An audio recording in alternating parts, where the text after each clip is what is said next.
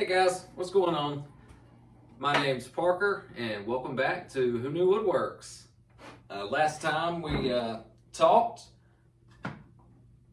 told you a little bit about myself, a little bit about my hopes for the channel and all that good stuff, but I also told you that we were going to be making this box.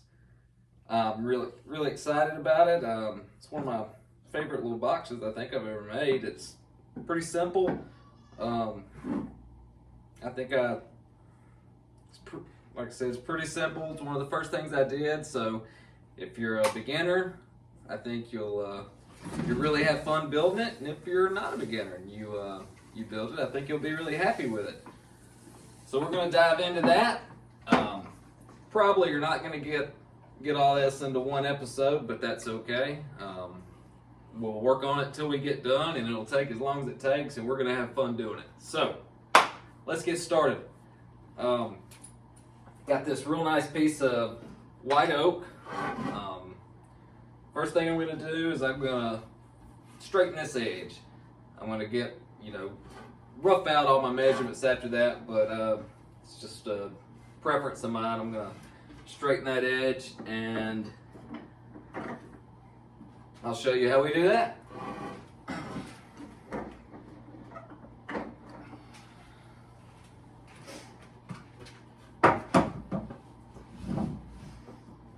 Clamp it in my face vise here, and come over here and grab my low angle jack. This is a Wood River number 62. This is the first plane that I ever got, and I really like it. It's real versatile, not terribly expensive as far as new planes go. I think I have to get back. I can't remember how much this thing was. And that's something I'll do. When I show you a tool and I'm telling you about it, I'm going to tell you how much it costs. Not because I'm bragging about how much I spend on my tools, but that drives me crazy when I'm watching my favorite YouTube videos about woodworking, and they show me this awesome tool. And I'm like, yeah, man, I want that. And they never tell me how much it costs. And by the time I look it up and see, you're heartbroken. I wish I'd have never looked it up because I know I can't afford it. So if you wonder why I do that, that's why.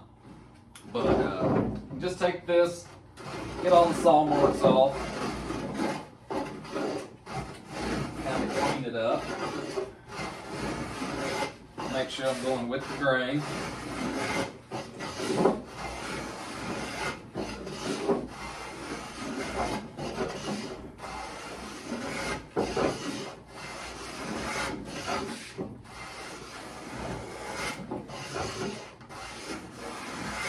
And then when I get all the saw marks off, I'll grab my number 7 joiner plane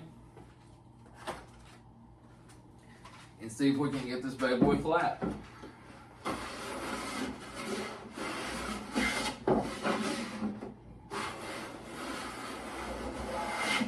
I like to kind of run, even though the face of this isn't flat by any means, it's a little habit of mine. I like to run my finger down beside the board to kind of keep the plane from tilting and make sure I'm doing it on the same level every time and it's not flopping all over the place.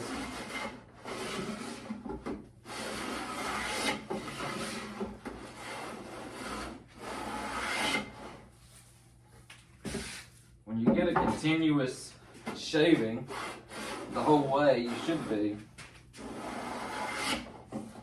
flat and straight enough for this process anyway. And that looks pretty good to me. So we're going to call that good.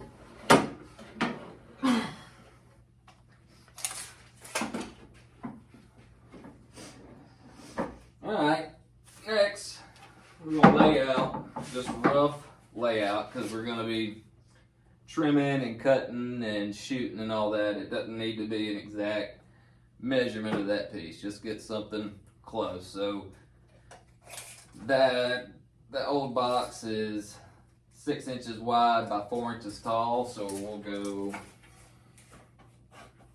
go 4 1/4. Now let's go 4 1/2. 4 1/2, and I'm going to need 2 of those.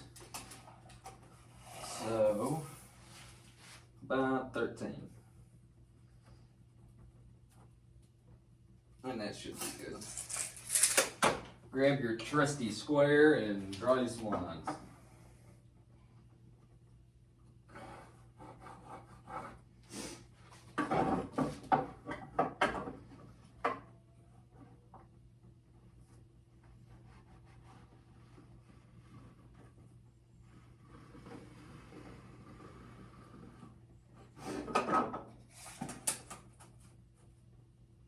Good enough.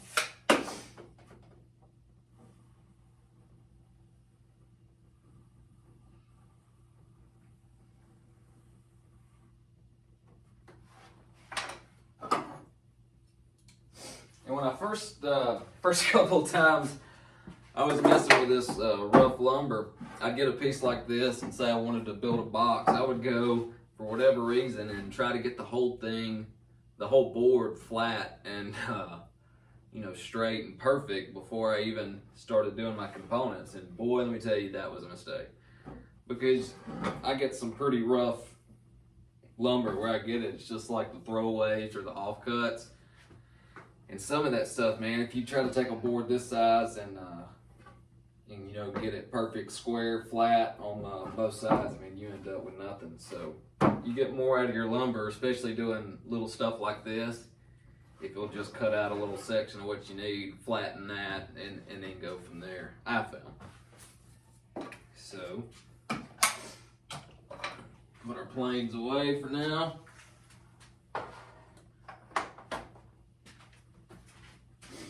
And I'm going to use this Japanese Ryobi saw. I was really on the fence about these Japanese saws when I first heard them. I don't know when they first came out, because I'd already invested in my Western style saws and been practicing with those. But this thing with the crosscut teeth on one side and the rip teeth on the other, it's awesome for breaking down material like this. I'm really glad I have it, and I use it all the time.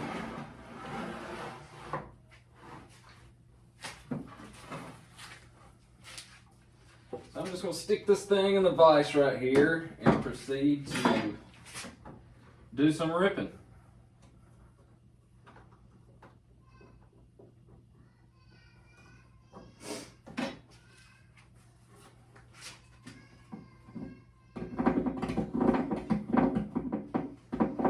Board's really too high.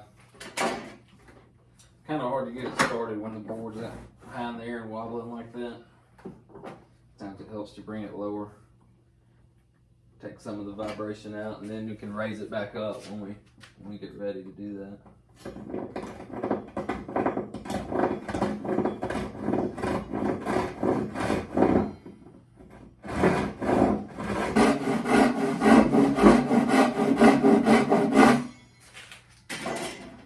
All right,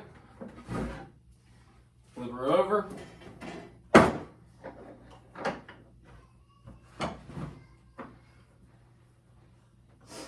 And do some cross cutting.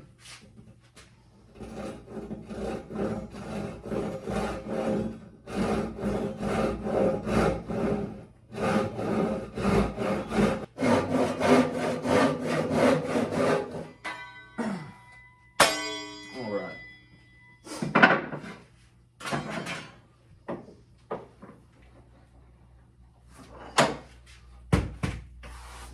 And just that little bit of sawing that right there just reminds me how, why I like the hand tools more than the power. I mean, I could have took that over to the bandsaw and hacked it out real quick, but just feeling the wood with the saw and that, just spending that time, in my own head thinking and, just concentrating on what I'm doing, it's really an enjoyable process to use the hand tools.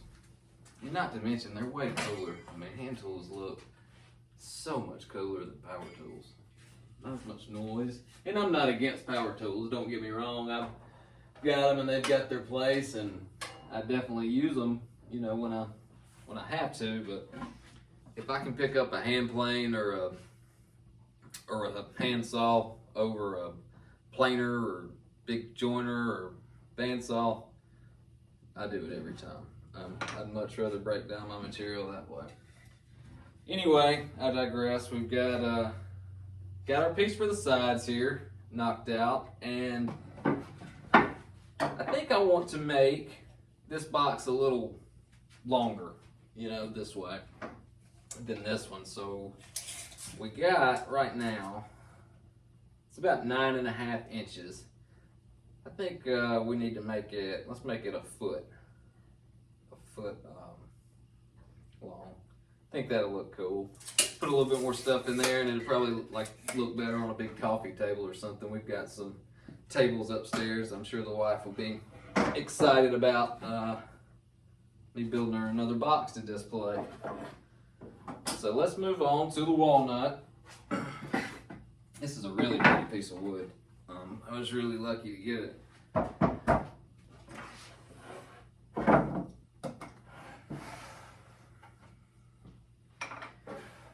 This one's, it's got a real bad check or crack right there, so I won't be able to use this side. So let's see what we need. It's 4 inches.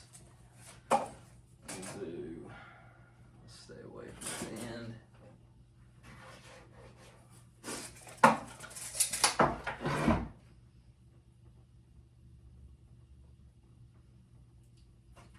You guys are coming along from the journey just like I am.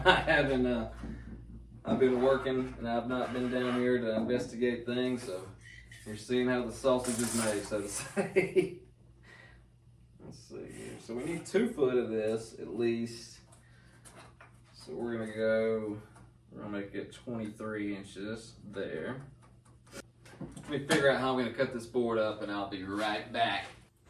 Okay guys, I'm back. It's the next day and we've got our board laid out. I'm gonna let me show you what I was working on. This board, this is the edge of the tree. It's got those, you know, still got the bark on it. And there's, on walnut, the sapwood is like a white color, and it's not the pretty, you know, deep brown that you want. So when I'm laying out the pieces for the box, you know, I want all this, I don't want any of the sapwood in this. Now you may decide that you think that looks good, and a lot of people do, and it does. And you may want that in your projects, but I had to take some time and really think about and measure out each individual piece so I could get enough out of this board, you know, to do the box. So initially I wanted, you can't really see it that good, this knot, I wanted it to be in the center of the lid, but if I'd cut out enough for the lid, it wasn't gonna leave me enough material to have a bottom for the box. So we got it all laid out, and now we're just gonna get them cut out. And here we go.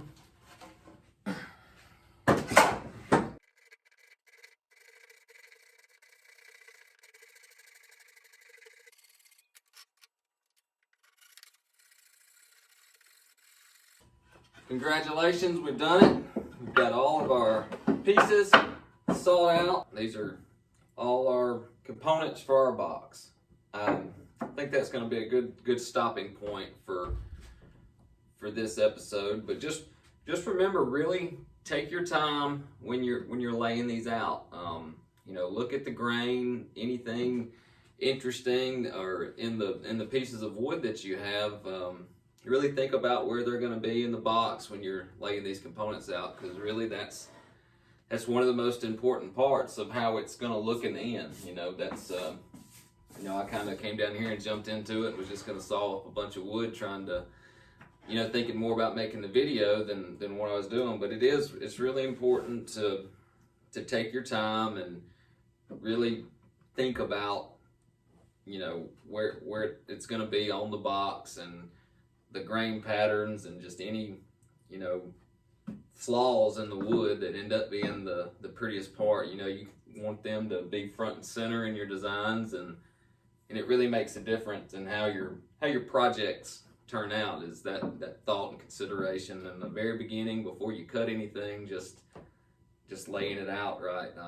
Makes a world of difference. But next week we're gonna start getting these hunks of wood planed down and trued up and getting them into something useful that we can start building with. And really excited about that. So I hope I see you next time. And if you're out there and you're struggling with any kind of maybe addiction, substance abuse, depression, I really hope you give this hand tool woodworking thing a try. It's made a huge impact in my life, and that's the whole point of me starting to do these videos, is that I can just if one person out there can start doing this and it helps you in any way, then it's been worth it to me. So I'll see you next time. Be nice to each other, and please subscribe, like, comment, and I'll see you next time. See you later, guys.